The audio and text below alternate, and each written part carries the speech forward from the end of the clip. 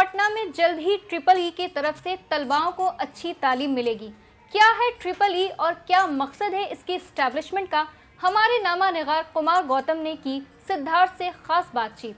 सूबे बिहार में बच्चों के अंदर कितना टैलेंट है ये बताने की ज़रूरत नहीं है, लेकिन बावजूद इसके बिहार से बच्चे दूसरे जगह जाकर पढ़ाई लिखाई करते हैं। ऐसे में ट्रिपल ई के कॉन्सेप्ट को जानेंगे।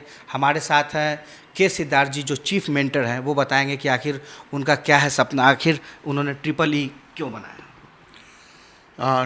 ट्रिपल ई वास्तविक रूप में बनाने के पीछे जो मुख्य प्रयोजन हुआ था कि प्रतिभा को तराशा जा सके और प्रतिभा के साथ में मनोवृत्ति का एक ऐसा मेल बना दिया जाए जिसमें कि जो बच्चे हैं उन्हें पता चल पाए कि वो किस बात के लिए सबसे अधिक प्रतिभाशाली हैं, कौन सी प्रतिभा उनमें सबसे बेहतर है और उस प्रतिभा को कैसे वो निखार सकते हैं। हमारी सामान्य जो समझ होती है कि प्रतिभाशाली वही विद्यार्थी होते हैं जो सिर्फ मैथमेटिक्स का क्वेश्चन सॉल्व करते हैं या फिर कुछ नामों को, बायोलॉजी के कुछ नामों को याद कर लेते हैं। लेकिन वह विद्यार्थी वह भी बहुत प्रतिभाशाली होते हैं जिनकी भाषा बहुत अच्छी होती है, जो बहुत सी चीज़ों को ऑर्गेनाइज कर पाते, संगठित कर पाते हैं। और वह भी विद्यार्थी होते हैं जो सोच रहते हैं और दिन भर सोचते ही रहते हैं।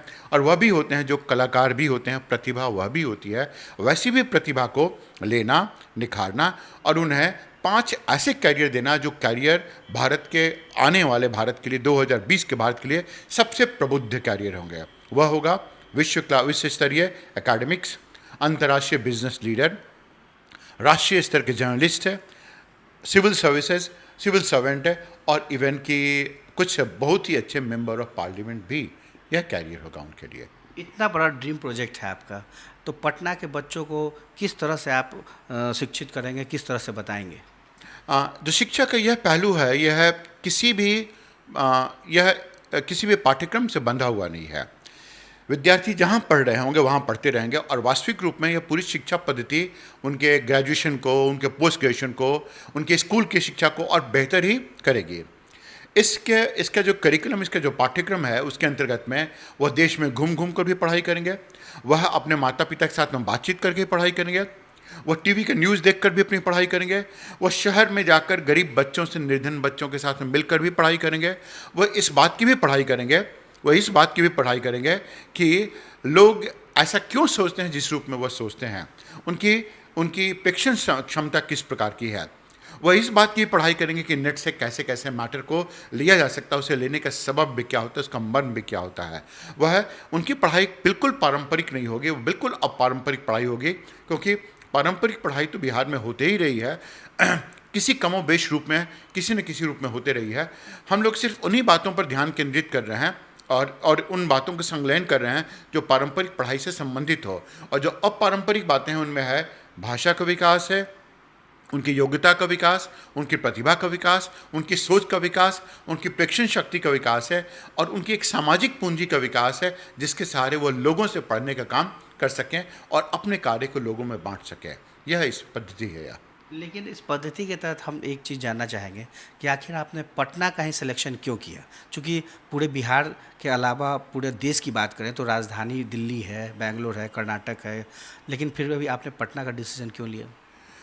राजधानी दिल्ली में बच्चों के पास में बहुत सारे कैरियर ऑप्शन हैं। वह जाते हैं तो वह +2 के बाद में उन्हें बहुत बताने की ज़रूरत नहीं पड़ती है कि वो क्या कर सकें, क्या नहीं कर सकें। उनके पास में 20 आयाम खुले हुए हैं। अगर उन्होंने IIT PMT नहीं किया है तो किसी अन्य स्थान पर जा सकते हैं। पटना और बिहार के बच्चों में विशिष्ट कार्य यह एक मानसिकता है कि अगर उन्होंने IIT नहीं किया तो उनके साथ में कहीं कोई कमी है। तो पटना और बिहार के बच्चों में के साथ में यही समस्या का समाधान करने के लिए और इसी पहलू को दूर करने के लिए, इसी मानसिकता को सुधारने के लिए हम लोगों ने प्रयास किया है कि पटना ही इसके लिए सबसे बेहतर स्थान हो सकता है। लेकिन फैकल्टी कहाँ के होंगे, किस तरह के होंगे, उनका अंदाज किस तरह से होगा? आप ऐसे समझिए कि ये फैकल्टी सिर्फ फैकल्टी आधारित नहीं है।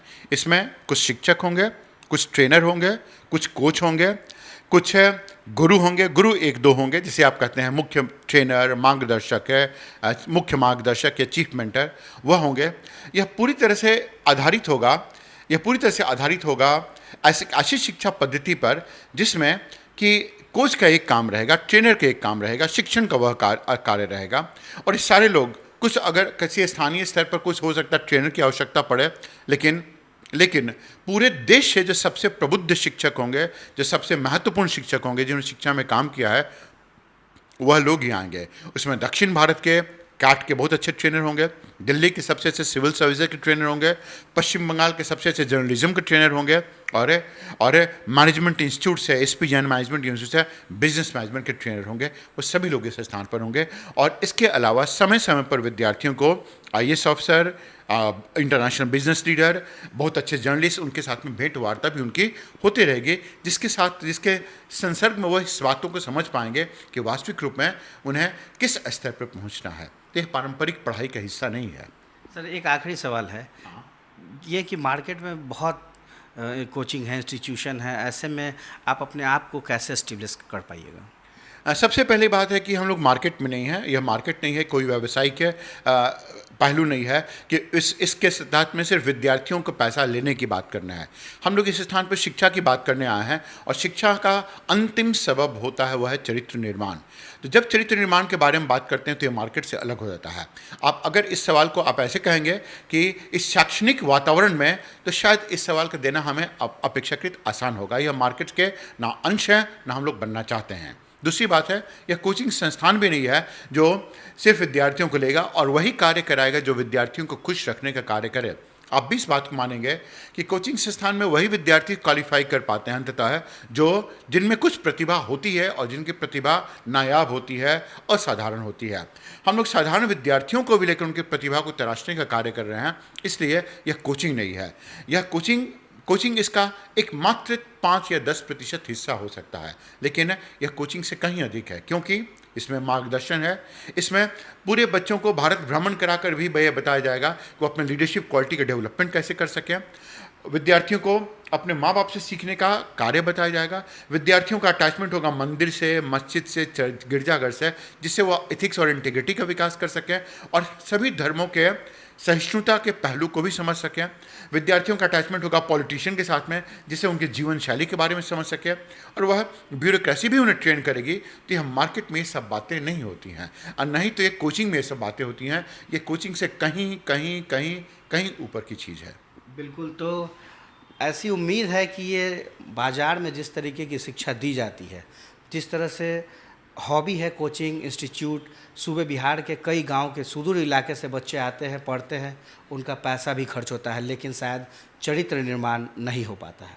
इसके लिए ट्रिपल ई का ये कॉन्सेप्ट कितना कारगर साबित होगा, और देखना दिलचस्प होगा कि इस तालीम के बाद बच्चों में कितनी गुणवत्ता बढ़ती है।